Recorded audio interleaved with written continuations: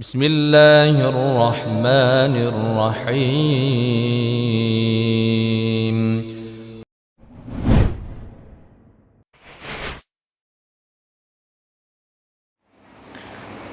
Kemudian Rasulullah memberikan semacam perumpamaan. Semacam apa, Pak? Perumpamaan. Jadi kan kalau halal kita konsumsi, kita lakukan. Kalau haram kita tinggalkan, kita jauhi. Sekarang yang sedang-sedang ini Ustaz, gimana Ustaz? Yang belum jelas statusnya ini. Kata Rasulullah, lebih baik ditinggalkan. Lebih baik ditinggalkan. Kemudian agar lebih mantap makna ini dalam pikiran kita, Rasulullah kasih perumpamaan. Orang yang nggak apa-apalah syubhat ini dikit set, kan ada halal-halalnya, nggak apa-apalah. Seperti tadi kondangan normalnya itu setiap orang ya satu lauk. Ya kalau ayam satu, kalau dia kambing satu. Dia nak ngambil 3, nak ngambil 4. Halal nggak itu sebetulnya? Halal. Tapi halal yang dekat dengan haram. Orang yang seperti itu bagaikan penggembala kambing yang membiarkan kambingnya mendekati tanah orang lain. Artinya kambing itu masih di tanah dia. Masih di tanah dia, masih halal maksudnya. Tapi kalau dibiarkan dan terus-menerus kambing itu terbiasa makan di pinggir-pinggir, di ujung-ujung tanah dia, suatu hari dia akan terperosok dan jatuh, atau suatu hari kambing itu pasti akan masuk ke tanah orang lain dan pasti akan memakan makanan yang haram. Paham kira-kira? Artinya orang muslim ini kalau dia biasa memakan yang syubhat-syubhat, mudah sekali dia akan makan yang haram itu. Nah, di antara yang syubhat ini, yang mendekati syubhat ini yang makruh. Kalau biasa makan yang makruh, terbiasa makruh ini Ustaz, simple aja. Suatu hari dia akan terjerumus pada yang haram itu. Suatu hari dia akan terjerumus pada yang haram. Biasa mengakhirkan sholat, mepet terus setiap sholat 15 menit, 20 menit sebelum azan sholat berikutnya. Suatu hari dia akan tinggalkan sholat itu dan meninggalkan sholat, akhirnya lewat waktu. Begitulah kurang lebihnya. Dan Rasulullah memberi contoh dengan penggembala atau hewan-hewan ternak tadi. Dan ini penting, Mbak. Apa yang bisa kita ambil dari percontohan Rasulullah tadi? Bahwasanya dalam menjelaskan suatu masalah, salah satu metode Rasulullah, salah satu manhaj Rasulullah itu memberikan ilustrasi, perumpamaan, biar cepat nyambung.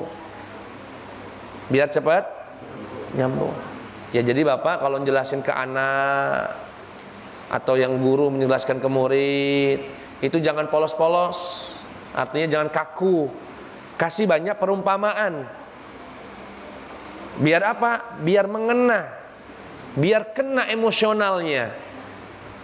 Dan di sini, Pak, kalau Bapak para jamaah perhatikan, manusia itu, Pak, kita ada yang mudah memahami jika yang disampaikan itu melalui audio, pendengaran.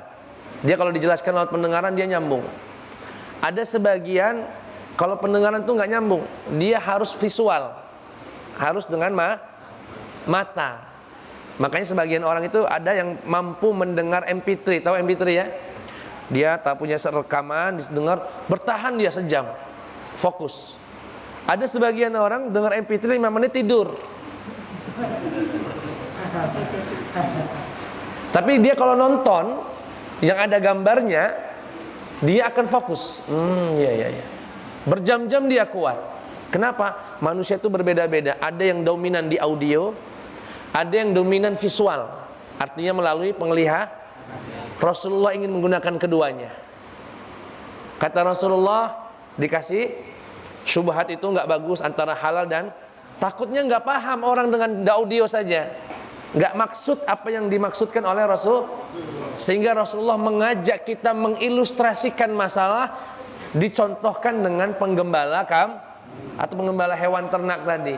Kenapa? Agar mengikut sertakan imajinasinya, divisualkan. Oh, cak wong gembala kambing tuh lah, ya. Bangun rumah, tanahnya batasnya segini, atapnya sampai ngepres. Itu kira-kira hujannya jatuh kemana? Tanah sebelah. Boleh nggak? Sebetulnya hak dia, punya dia, tapi dia akan rentan mengenai tanah. Kalau jatuh gentengnya kena kepala siapa? Kepala tetangga, kalau lagi ada di situ. Kira-kira paham ini? Bangun tanah, ngepres bener pokoknya, ini tanah saya sini, Ustaz, nggak mau tahu, Ustaz. Nanam pohon pulau di situ. Memang pohon itu kalau berdiri numbuh ke sana. Atau ada yang ke sana juga? Nah, jadi kalau nanam pohon hati-hati juga. Jangan terlalu ngepres. Kage batangnya itu ada yang masuk tanah orang, sampah ke sana, buah diambil. Begitu buah diambil cepat, dedaunan biarkanlah. Paham kira-kira ya? Nah, di sini metodologi. Jadi nanti kalau kita punya anak mau menjelaskan ke orang itu jangan ngomong, "Nak, sedekah, nak. Sedekah itu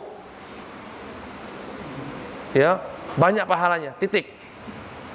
Apa dia bapak ini ngomong apa bapak ini? Nah, dikasih contoh, nak. Bayangkan, nak, kalau ada anak orang lapar, kemudian kita kasih uang, dia bisa makan, dia bisa minum, alangkah enaknya dan bahagianya. Oh, terbayang dia ada orang lapar, ada orang susah. Itu cara Rasulullah. Ustadz, sebelum dengar Ustadz ngomong itu, kami juga sudah praktekkan itu. Saya sebelum dengar Ustadz menjelaskan itu sudah biasa. Ya sudah, bagus.